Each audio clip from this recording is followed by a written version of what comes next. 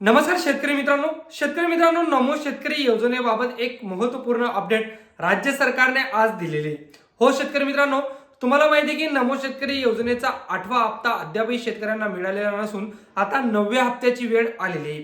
याबाबत राज्य सरकारने एक महत्त्वाचा निर्णय घेत म्हणजे नमो शेतकरी योजनेअंतर्गत अनुसूचित जमाती व अनुसूचित जाती यासाठी एक वेगळा लेखा शीर्षक उघडण्यासाठी जो शासन निर्णय तर तो शासन निर्णय प्रसिद्ध केलेला आहे। म्हणजे आता लेखा शीर्षक काय असणार आहे तर आतापर्यंत सर्वसामान्य प्रवर्गातील लेखा शीर्षक माध्यमातून नमो शेतकरी योजनेच्या योजना जी तर ती योजनासाठी जो निधी तर तो निधी उपलब्ध करून दिला जात होता, परंतु आता वेगवेगळ्या लेखा शीर्षक उघडल्यामुळे आता 3 लेखा शीर्षक झालेले, जसे की सर्वसामान्य, त्यानंतर अनुसूचित जाती आणि अनुसूचित जमातीसाठी। म्हणजे हे 3 लेखा शीर्षक माध्यमातून आता नमो शेतकरी योजनेचा निधी हा उपलब्ध करून दिला जाईल। त्यामुळे येणाऱ्या ज्या नमो शेतकरी योजनेच्या इन्स्टॉलमेंट असतील तर त्या इन्स्टॉलमेंट लेट होणार नाही आणि प्रत्येक लेखा शीर्षक मधून निधी अवेलेबल असणार आहे। त्यामुळे निधीची कमतरता ही राहणार नाही। त्यामुळे हे 2 महत्त्वाचे निर्णय राज्य सरकारने नमो शेतकरी योजनेसंदर्भात घेतलेले। त्यामुळे येणाऱ्या काही दिवसात आपल्याला आता नमो शेतकरी योजनेचे 2 हप्ते म्हणजे एक 8वा हप्ता अद्यापही मिळाला नाही आणि 9व्या हप्त्याची आता वेळ आलेली, कारण पीएम किसान सन्मान निधी योजनेचा जो 22वा हप्ता आहे तर तो 13 मार्च रोजी संध्याकाळी 5 वाजता सर्व पात्र लाभार्थी जेवढे शेतकरी असतील सुमारे 9 कोटी शेतकरी तर त्या शेतकऱ्यांच्या अकाउंटवर क्रेडिट होणार आहे। त्यामुळे त्यासोबत जरी राज्य सरकार नमो शेतकरी योजनेचा हप्ता देईल तर उत्तमच असेल। तर बघा शेतकरी मित्रांनो, आज दिनांक 9 मार्च रोजी हे जे दोघं शासन निर्णय तर ते दोघं शासन निर्णय राज्य सरकारने प्रसिद्ध केलेले आहे।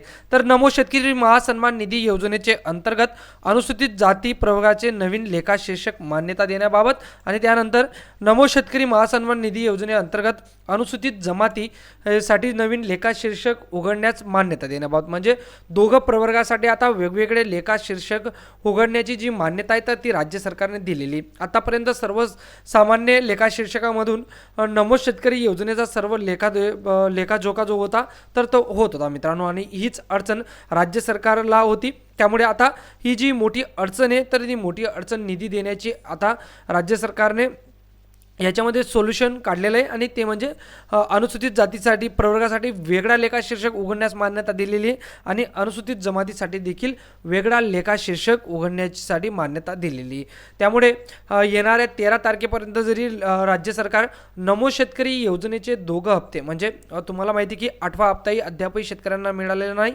आणि आता 9वा हप्ताची वेळ आलेली, त्यामुळे 2 हप्ते नमो शेतकरीचे जे 2 हप्ते तर ते पीएम किसान सन्मान निधी योजनेचा जो 13 मार्चला हप्ता येतोय संध्याकाळी 5 वाजता तर त्याच्यासोबत राज्य सरकार देऊ शकणार आहे का, हाही महत्त्वाचा प्रश्न आपल्याला येणाऱ्या दिवसांमध्ये कळेलच मित्रांनो। कारण राज्य सरकार जरी 13 मार्च रोजी नमो शेतकरीची 2 हप्ते शेतकऱ्यांना देणार तर हे उत्तमच असेल, कारण शेतकरी मित्र गेल्या 4 महिन्यापासून 8व्या हप्त्याची त्याचबरोबर आता 9व्या हप्त्याची सुद्धा वेळ आलेली, या 2 हप्त्यांची वाट पाहत आहेत। तर शेतकऱ्यांना मोठा दिलासा मिळेल, एकूण 4,000 रुपयाची त्यांना आर्थिक मदत ही होणार आहे। तर ही नमो शेतकरी योजनेबाबत महत्त्वपूर्ण अपडेट होती शेतकरी मित्रांनो। तर शेतकरी मित्रांनो, तुम्हाला आता एक प्रश्न पडला असेल की लेखा शीर्षक काय असतं, तर लेखा शीर्षक एक असतं की जो निधी तर तो निधी कशा पद्धतीने वापरला जातोय तर त्याचा सर्व लेखाजोखा या लेखा शीर्षकमध्ये असतो।